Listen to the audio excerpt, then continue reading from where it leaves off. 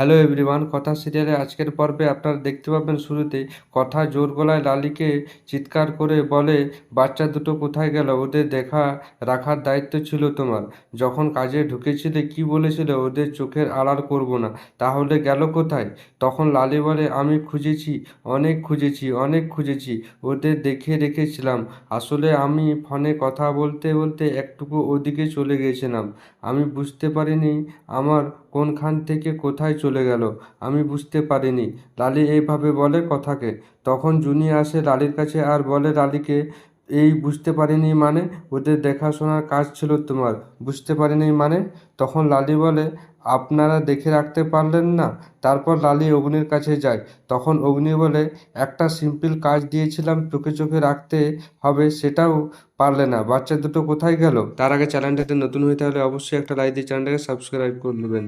তারপর জুনি লালিকে টেনে নিয়ে আসে আর বলে, এদিকে এসো। আমি জানি না তুমি কি করবে, কোথা থেকে চিকি আর মাফিনকে এনে দেবে, কিন্তু তুমি আমার দিকে এনে দেবে জানি না। তখন লালি কান্না করতে শুরু করে। তখন কথা বলে, একদম কাঁদবে না তুমি। তখন অগ্নি আসে কথার কাছে আর বলে, আমরা ঠিক খুঁজে বাই করব। তখন কথা বলে, কোথা থেকে খুঁজে বাই করবেন পাচক মশাই? আমরা তো বুঝতেই পারছি না ওরা কোথায় আছে। তখন অগ্নি বলে, এমনি ভেঙে পড়লে হবে, একটুকু স্ট্রং হতে হবে।